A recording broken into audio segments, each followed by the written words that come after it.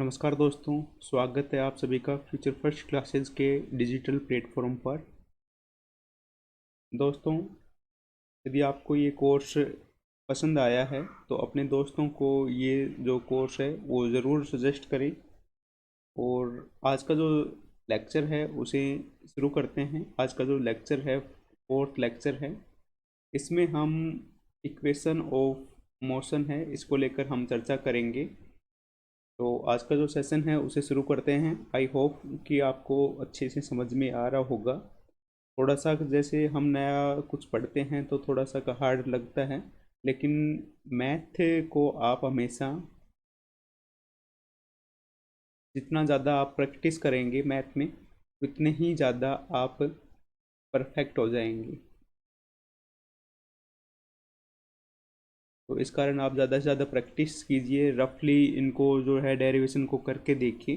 निश्चित तौर से आपको आसान लगने लगेगा। तो आज का जो सेशन है उसे शुरू करते हैं। इसमें हम इक्वेशन ऑफ मोशन को देखेंगे। तो equation of motion, Navier Stokes equation में जो इक्वेशन ऑफ मोशन है, ये बेसिक रूप से जो न्यूटन का सेकंड लॉ है, न्यूटन का गति का जो द्वितीय जो नियम है उसके ऊपर डिपेंड है। और न्यूटन का जो सेकंड लॉ है मोशन का, वो क्या है कि rate of change in linear momentum में जो रेट चेंज होता है वो किसके इक्वल टू होता है, टोटल जो एक्सटर्नल फोर्स जितना अप्लाई होता है सिस्टम पर उसके इक्वल टू होता है।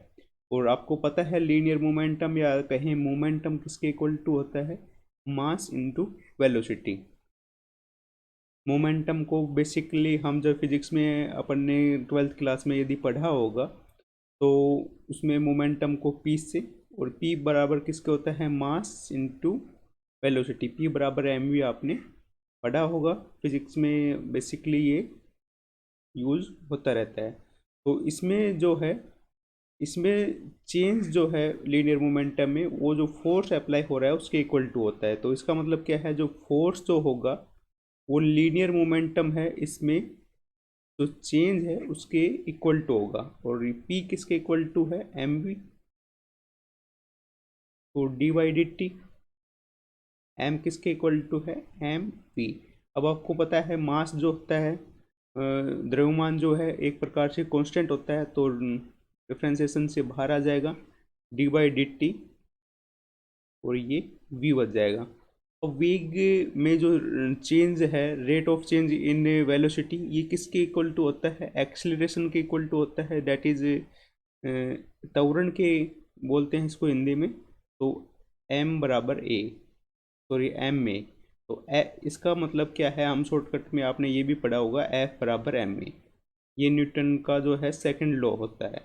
तो बेसिकली जो है डेफिनेशन क्या पढ़ते हैं, जो लीनियर मोमेंटम में जो चेंज है, रेट ऑफ चेंज है, वो किसके इक्वल टू होता है, जो फोर्स, जो टोटल जो एक्सटर्नल फोर्स अप्लाई हो रहा है सिस्टम पर उसके इक्वल टू होता है। अब जो है नेवियर स्टोक्स इक्वेशन में जो इक्वेशन ऑफ मोशन है, इसको हम देखते हैं कैसे है ये। तो ये जो है न्यूटन का सेकंड नियम है, चेंज इन लीनियर मोमेंटम किसके इक्वल टू होता है, टोटल जो एक्सटर्नल फोर्स जो अप्लाई हो रहा है उसके इक्वल टू होता है। अब इसमें क्या है कि हम कंसिडर करते हैं कि कोई क्लोज्ड सरफेस है, ये अपना कोई क्लोज्ड सरफेस है। इसका जो है सरफेस एस है, जिसका जो वॉल्यूम है, इसके अंदर जो फ्लूइड है उसका जो वॉल्यूम है वो क्या है, वी उसका वॉल्यूम है। और इसके अंदर कोई एक डेल्टा एस स्मॉल एलिमेंट है, सरफेस एस का, सरफेस एस का कोई स्मॉल एलिमेंट है डेल्टा एस। और डेल्टा वी, इसका जो वॉल्यूम होगा डेल्टा एस का वो क्या है, स्मॉल जो वॉल्यूम है वो क्या है, डेल्टा वी है। और इसमें कोई पॉइंट है पी, जिसका नाम क्या है, पी पॉइंट है कोई, डेल्टा एस में कोई पॉइंट पी है। और इसमें जो आउटवर्ड यूनिट नॉर्मल वेक्टर है, पी पर जो आउटवर्ड यूनिट नॉर्मल वेक्टर है वो क्या है, एन जे है। और इस पर जो वेलोसिटी है, इस पॉइंट पर फ्लूइड का कोई पॉइंट, इसमें जो फ्लूइड है, इसमें जो पॉइंट पी है उस पर जो फ्लूइड पर जो वेलोसिटी है वो क्या है, वीजे, वीजे वेलोसिटी है। अब जो है वीजे डॉट एन जे, ये क्या होगा, वेलोसिटी का एक कंपोनेंट होगा।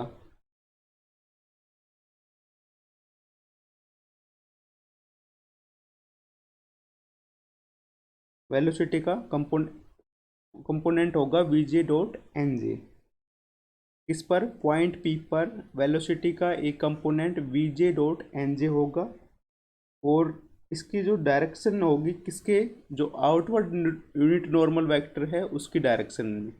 और यदि हम बात करें इनवर्ड नॉर्मल जो वेलोसिटी है, इसके जो इनवर्ड जो वेलोसिटी है, यदि ये हम चर्चा करें तो ये किसके इक्वल टू होगी, माइनस वीजे डॉट एन जे।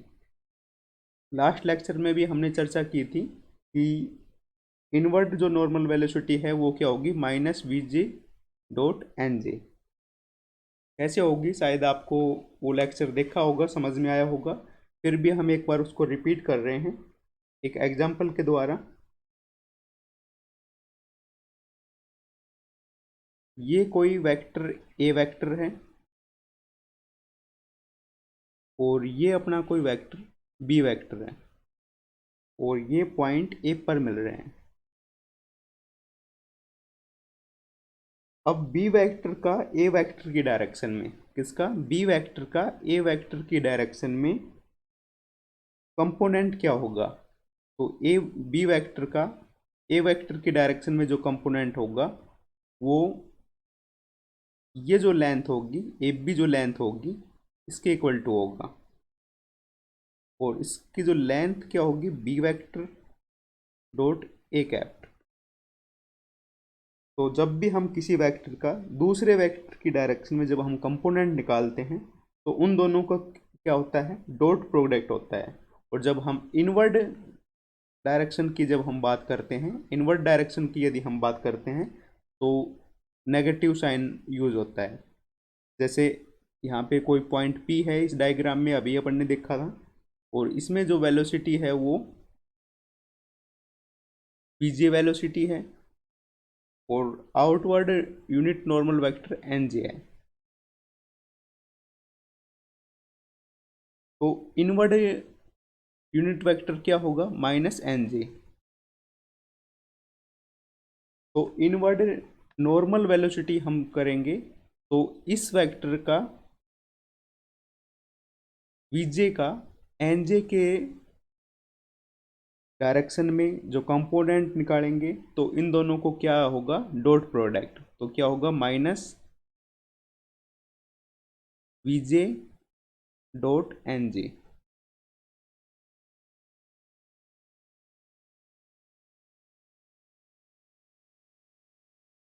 तो ये अपना डायग्राम है, समझ में आ गया होगा, इसमें यही लिखा हुआ है, आप पढ़ सकते हैं नोट्स में भी। Let us consider a close surface S which enclose A volume we. कोई सरफेस एस है जिसका वॉल्यूम वी है। डेल्टा एस स्मॉल एलिमेंट है सरफेस एस का, एंड डेल्टा वी उस वॉल्यूम को जो एंक्लोज कर रहा है स्मॉल डेल्टा एस का, उसका वॉल्यूम है वी। डेल्टा वी वॉल्यूम है उसका। और पी उसमें कोई डेल्टा एस में पॉइंट है और उसमें जो एन जे है वो आउटवर्ड यूनिट नॉर्मल वेक्टर है सरफेस एस के अंतर्गत, किस पर, पॉइंट पी पर। और वी जे है वेलोसिटी है फ्लूइड की उस पॉइंट पी पर। तो वी जे डॉट एन जे, ये डॉट है, वी जे डॉट एन जे कंपोनेंट होगा वेलोसिटी का उस पॉइंट पी पर और किसकी डायरेक्शन में, आउटवर्ड जो डायरेक्शन है, आउटवर्ड यूनिट नॉर्मल जो डायरेक्शन है उसकी डायरेक्शन में। और यदि हम इनवर्ड नॉर्मल वेलोसिटी की बात करेंगे तो यहाँ पे क्या लग जाएगा, माइनस। तो ये जो माइनस है यहाँ पे लग जाएगा, तो minus we J dot N J inward normal velocity हो जाएगी।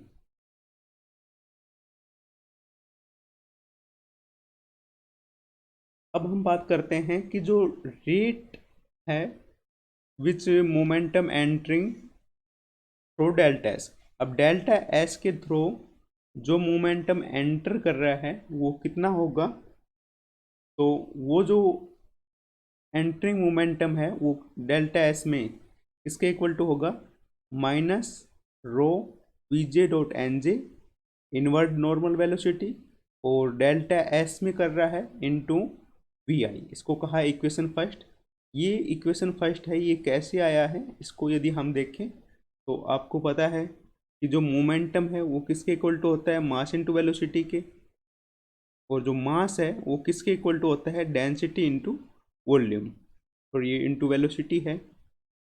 अब जो डेंसिटी है, ये डेंसिटी और वॉल्यूम किसके इक्वल टू होता है, डी इनटू एरिया, तो वॉल्यूम इसके इक्वल टू और वेलोसिटी ये है।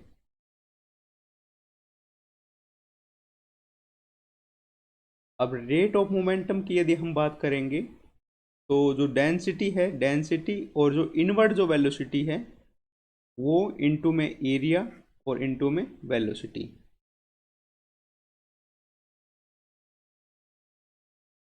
अब इनवर्ड जो वेलोसिटी है वो क्या है, एक प्रकार से लेंथ होती है, आपको बताया था इस डायग्राम में, ए बी लेंथ के इक्वल टू होता है। जब भी किसी वेक्टर का दूसरे वेक्टर की डायरेक्शन में कंपोनेंट निकालते हैं, दोनों का डॉट प्रोडक्ट होता है, और वो एक प्रकार से क्या है, लेंथ है, और किसके इक्वल टू होती है, दोनों का डॉट प्रोडक्ट।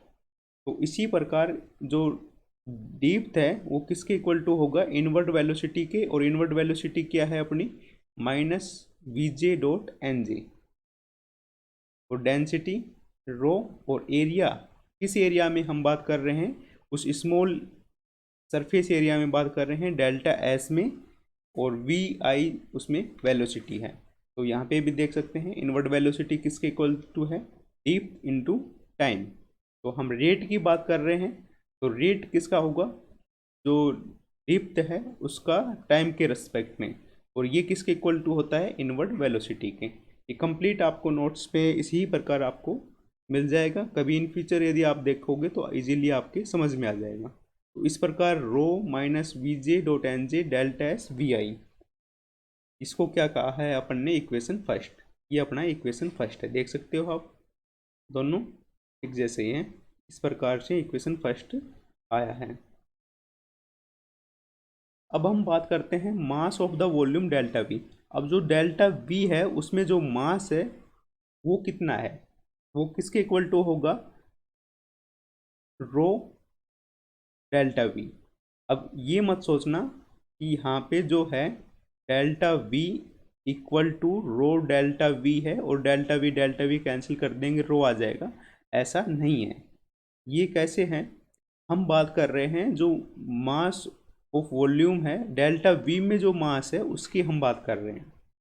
तो ये कैसे आया है, आपको पता है रो बराबर किसके होता है, एम वी, और हम किस में बात कर रहे हैं, उस स्मॉल वॉल्यूम में बात कर रहे हैं, डेल्टा एस सरफेस में जो वॉल्यूम है डेल्टा वी इंटू में डेल्टा वी।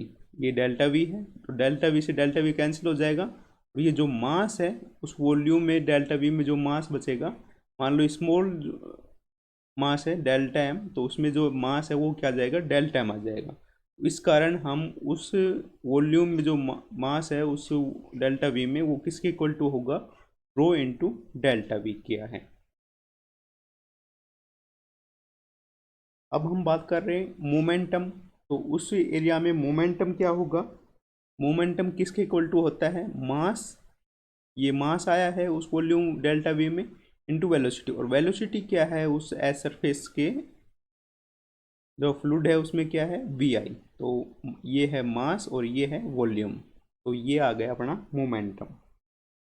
अब हम बात करें rate of increment in momentum, जो मोमेंटम है उसमें कितना इंक्रीमेंट हो रहा है उस रेट की यदि हम चर्चा करें, तो रेट की जब बात करते हैं तो जो भी क्वांटिटी अपने पास है तो उसके अपॉन में डेल बाई डेल टी आता है। तो ये जो है इसके अपॉन में क्या आ गया, del by del T, rho we i और डेल्टा वी, इसको कहा अपन ने इक्वेशन नंबर 2।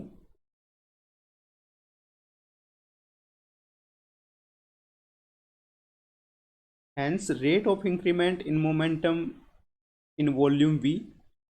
अब हम बात करें उस पूरा जो वॉल्यूम है उसके रेस्पेक्ट में कितना रे इंक्रीमेंट होगा वॉल्यूम, उसका जो रेट है, तो integral with volume integral del by del T rho we I D V. Equation 2 का किसके रेस्पेक्ट में किया, वॉल्यूम इंटीग्रल के रेस्पेक्ट में।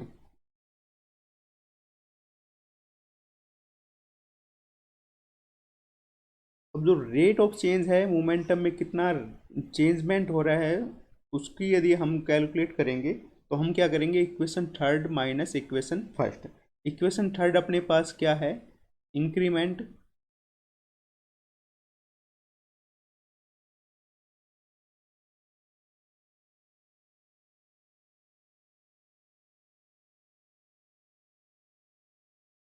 इंक्रीमेंट मोमेंटम, और जो इक्वेशन फर्स्ट है ये क्या है, एंट्री मोमेंटम।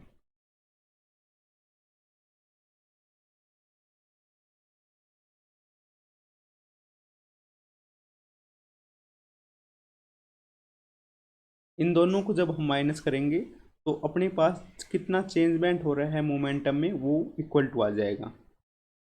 इन दोनों को माइनस करेंगे तो अपने पास क्या आएगा, इक्वेशन नंबर 4। इसको अपन ने क्या नाम दिया, इक्वेशन नंबर 4। अब आपको पता है कि दो प्रकार के फोर्सेज होते हैं, एक एक्सटर्नल फोर्सेज जो हैं दो प्रकार के होते हैं, एक बॉडी फोर्सेज और एक सरफेस फोर्सेज। लास्ट लेक्चर में हमने इसको लेकर चर्चा की थी, इनकी डेफिनेशन को लेकर। अब सपोज डैट कि जो एफ आई है वो क्या है, बॉडी फोर्स है, और बॉडी फोर्स कैसे होते हैं, पर यूनिट मास। और पी आई है वो क्या है, सरफेस फोर्स। और सरफेस फोर्स क्या होते हैं, पर यूनिट सरफेस एरिया। तो ये किस क्या होते हैं, पर यूनिट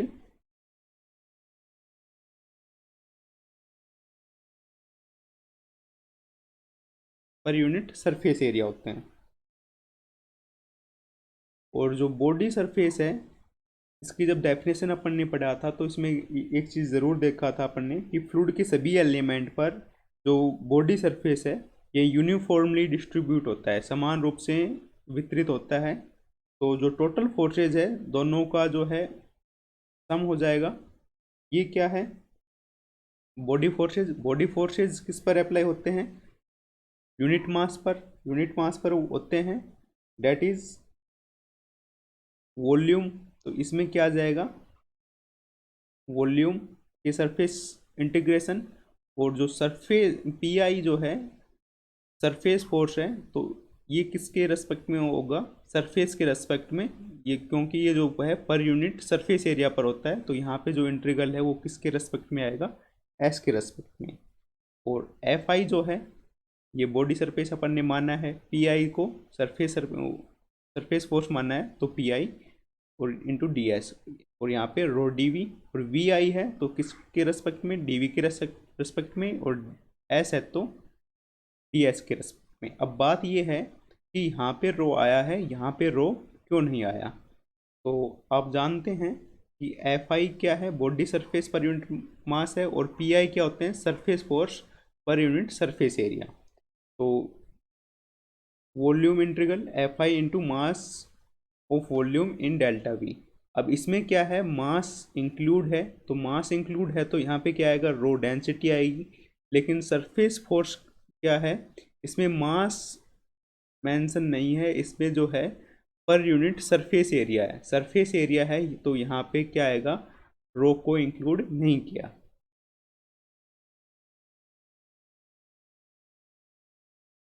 अब जो इक्वेशन 4 है और जो 5 है ये दोनों इक्वल होंगे। इक्वेशन नंबर 4 क्या है अपने पास, जो इक्वेशन नंबर 4 है वो है रेट ऑफ चेंज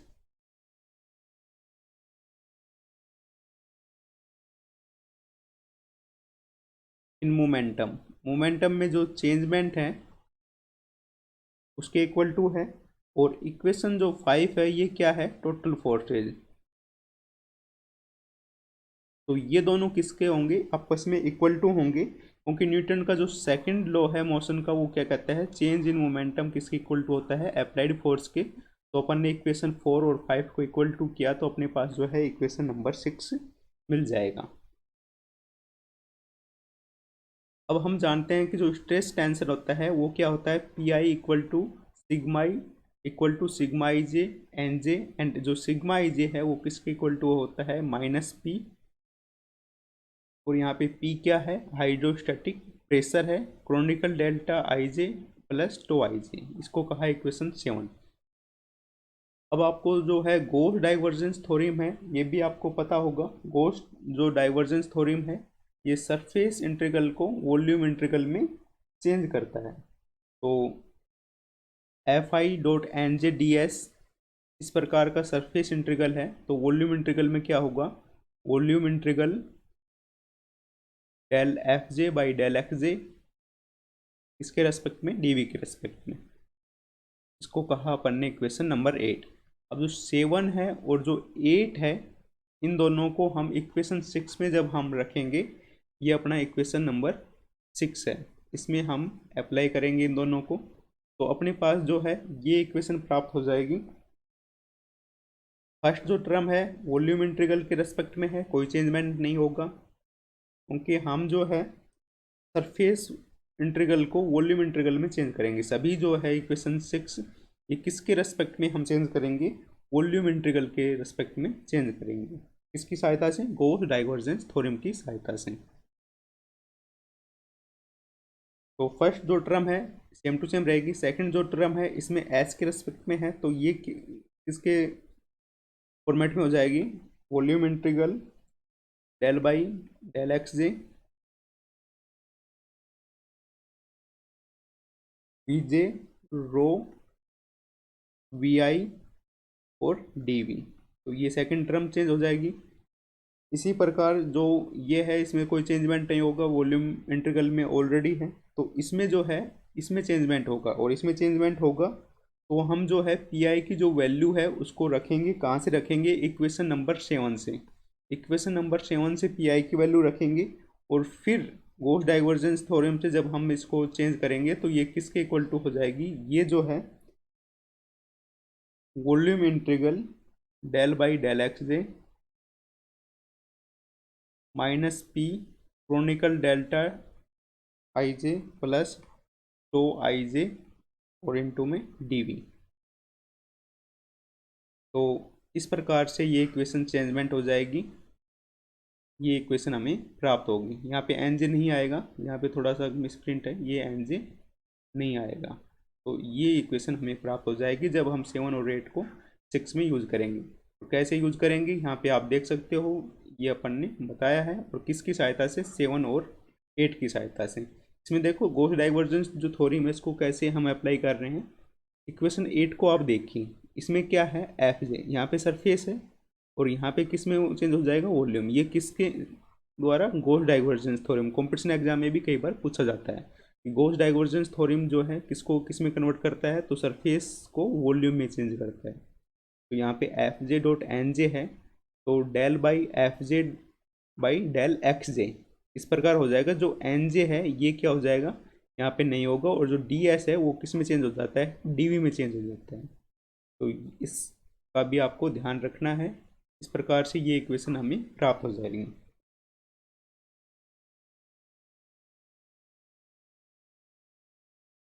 इसके बाद वॉल्यूम इंटीग्रल, सभी पर वॉल्यूम इंटीग्रल है तो अपन कॉमन ले सकते हैं, तो ये इक्वेशन इस प्रकार से प्राप्त हो जाएगा। अब डेल्टा वी है वो क्या है, आर्बिट्री है, तो इंटीग्रल जो है वो किसके इक्वल टू हो जाएगा, जीरो के इक्वल टू, तो इंटीग्रैंड है मस्ट बी जीरो। तो ये जो पार्ट है इसको हम किसके इक्वल टू रख देंगे, जीरो के इक्वल टू। तो del by del T rho we i del x j by rho we j v i और minus p i del by del x j p del i Kronecker delta i j minus del by del x j tau i j equal to zero. अब क्या क्या है, अब इनका differentiation क्या है, इस टर्म का जब हम डिफ्रेंसिएशन करेंगे तो हमें ये दो टर्म मिल जाएंगे, रो को कांस्टेंट के रूप में बाहर ले लेंगे, del we I by del T, और फिर वी आई को कांस्टेंट मानकर del rho by del T करेंगे। इसी प्रकार इसका जब हम इसके टर्म का जब डिफ्रेंसिएशन करेंगे तो हमारे पास ये दो टर्म मिल जाएगी, rho we J del we I by del x j, और इन दोनों को हमने कंबाइंड रख लिया है। इसका भी डिफ्रेंसिएशन कर सकते हैं क्योंकि यहाँ पे रो कांस्टेंट है या नहीं अभी यहाँ पे डिफाइन नहीं है, और ये इधर जाएगा तो प्लस हो जाएगा। अब देखिए ये जो टर्म है ये कैसे आया है,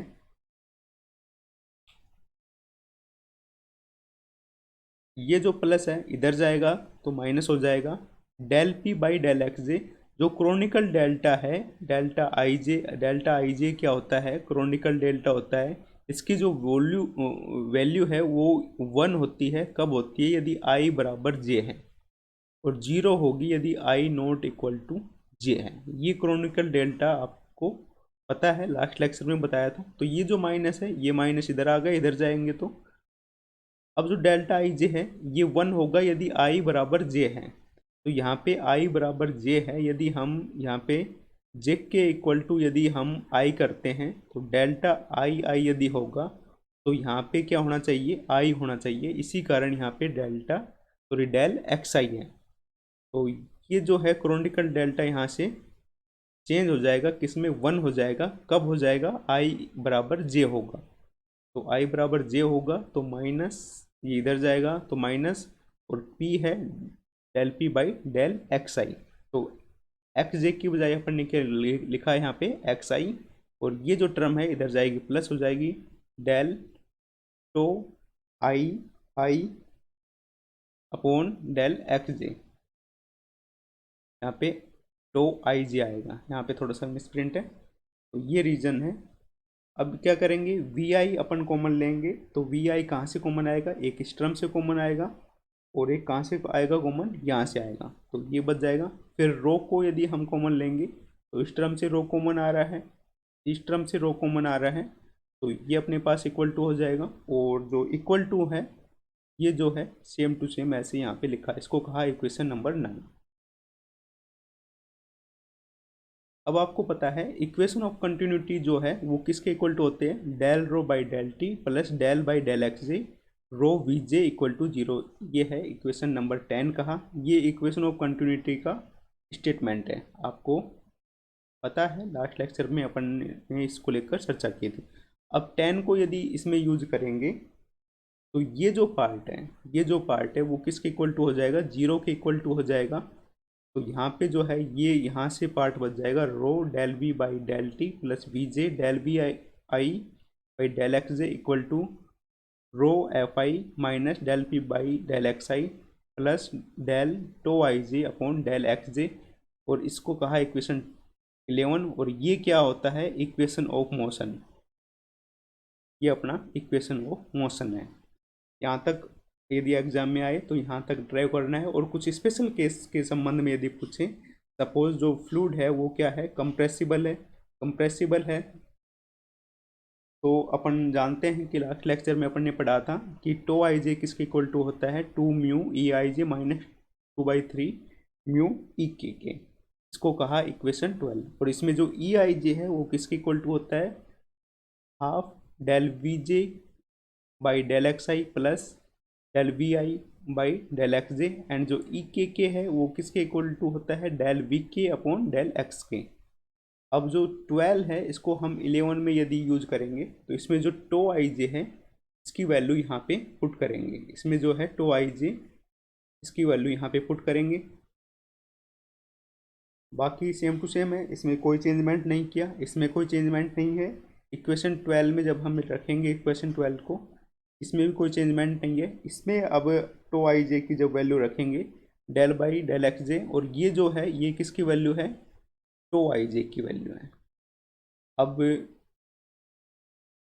जो यहाँ पे 2 है ये कैंसिल हो जाएगा, क्योंकि यहाँ पे 1/2 जैसे रखेंगे, ई आई जे की वैल्यू इसमें रखेंगे तो ये कैंसिल आउट हो जाएगा। तो यहाँ पे बच जाएगा म्यू, और इनटू में ये जो है ये यहाँ पे आ जाएगा माइनस 2/3 म्यू ई के, और माइनस 2/3 म्यू और ई के की जो वैल्यू है वो अपन ने यहाँ पे रखा। अब इक्वेशन 13 जो है ये इक्वेशन ऑफ मोशन है, इसके लिए कंप्रेसिबल, यदि फ्लूइड अपना कंप्रेसिबल है तो ये इक्वेशन अपने पास प्राप्त होगी। तो पूछ सकता है ड्राइव इक्वेशन ऑफ मोशन और कंप्रेसिबल, तो अपन को यहाँ तक आंसर लिखना पड़ेगा। अब हम बात करते हैं कि अपना जो फ्लूइड है वो यदि इनकम्प्रेसिबल है। अब यदि इनकम्प्रेसिबल है तो उस केस में जो है रो किसके इक्वल टू होगा, कांस्टेंट होगा। तो रो कांस्टेंट होगा तो इक्वेशन 10 अपन ने क्या लिखा है, ये अपना इक्वेशन 10 क्या है इक्वेशन ऑफ कंटिन्यूटी। अब इक्वेशन ऑफ कंटिन्यूटी क्या होगा, अब इक्वेशन ऑफ कंटिन्यूटी होता है del rho by del T plus del by del x J rho we J equal to zero. अब रो कांस्टेंट है तो ये डिफ्रेंसिएशन किसके हो जाएगा, जीरो। और रो कांस्टेंट है तो ये डिफ्रेंसिएशन से बाहर V J upon del x J equal to zero, ये जीरो है। और ये रो इधर जीरो में चला जाएगा तो इसका इम्प्लाइज जो क्या मिलेगा अपने को, del we J upon del x J equal to zero. तो अपन को इक्वेशन नंबर 10 से इक्वेशन ऑफ कंटिन्यूटी से मिल जाएगा, ये क्या है equation of continuity. Equation of continuity यदि रो कांस्टेंट कब होगा, ये फ्लूइड क्या कैसे अपना इनकम्प्रेसिबल, तो equation 10 that is equation of continuity से अपने को ये मिल जाएगा। अब जो है 11 और 10 इन दोनों से यदि हम करें तो rho del we I by del T V J del we I by del x J rho F I minus del P by del x j mu del we J by del x I plus del we I by del x j. अब देखिए जो ये है इसमें कहीं भी problem नहीं है, लेकिन जब इसका डिफ्रेंसिएशन इसके रेस्पेक्ट में करेंगे तो क्या होगा, और हमें किसका यूज़ करना है, इसका यूज़ करना है। तो इसके लिए देखिए del by del x j del by del x j, और इसका जब हम डिफ्रेंसिएशन करेंगे तो इसको इस प्रकार लिख सकते हैं del square v J by del x j del x i. तो ये किसके इक्वल टू हो जाएगा, डेल स्क्वायर वी जे और del x i by del x j. अब आपने बीएससी जब आपने किया है तो उसमें डिफरेंशियल इक्वेशन एक बुक चलती है, तो उसमें आपने पढ़ा होगा ये जो प्रॉपर्टी है इसको इस प्रकार लिख सकते हैं del by del x i upon del we J upon del x j, इसको इस प्रकार लिख सकते हैं। और ये जो है ये किसके इक्वल टू है, ये जीरो के इक्वल टू है। अभी अपन ने देखा था ये किसके इक्वल टू है, जीरो के इक्वल टू है। तो इस प्रकार से ये जो पार्ट है वो किसके इक्वल टू हो जाएगा, जीरो के। इसको कहा अपन ने इक्वेशन नंबर 15।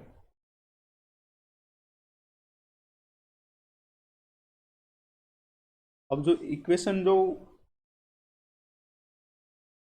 14 है की सहायता से और जो 15 है इन दोनों को जब हम यूज करेंगे तो फर्स्ट जो टर्म है same to same del we I by del T V J del we I by del x J minus sorry equal to rho F I minus del P by del x I plus mu del we I by del x J square. कहीं पे कोई changement नहीं है, same to same है, ये भी same to same है, ये भी सेम टू सेम है। जब इसको यहाँ करेंगे तो क्या आ जाएगा अपने पास, म्यू कांस्टेंट के रूप में बाहर आ जाएगा और del square v j by del x i, और ये इसके इक्वल टू हो जाएगा जीरो के इक्वल टू। अभी अपन ने यहाँ पे देखा है। तो इक्वेशन जो 16 है ये क्या है, equation of motion for incompressible. यदि फ्लूइड अपना इनकम्प्रेसिबल है तो उसके लिए इक्वेशन ऑफ मोशन है, किस फॉर्म में है, टेंसर फॉर्म में। यदि हम वेक्टर फॉर्म में यदि हम इसको बात करें तो वेक्टर फॉर्म में क्या होगा, rho capital D v by capital D t rho capital F del p plus mu Laplacian of v, इसको कहा अपन ने इक्वेशन नंबर 17। तो टेंसर फॉर्म में इस प्रकार से लिख सकते हैं, ये टेंसर फॉर्म है। और यदि वेक्टर फॉर्म की यदि हम बात करेंगे तो वेक्टर फॉर्म में इस प्रकार लिख सकते हैं, ये जो है इसको बोलते हैं लाप्लासियन। तो आज हमने इक्वेशन ऑफ मोशन को लेकर चर्चा की। नेक्स्ट जो लेक्चर होगा उसमें हम इक्वेशन ऑफ एनर्जी है उसको लेकर चर्चा करेंगे। इसी प्रकार सीखते रहिए और आगे बढ़ते रहिए, स्वस्थ रहिए, मस्त रहिए। Thank you very much.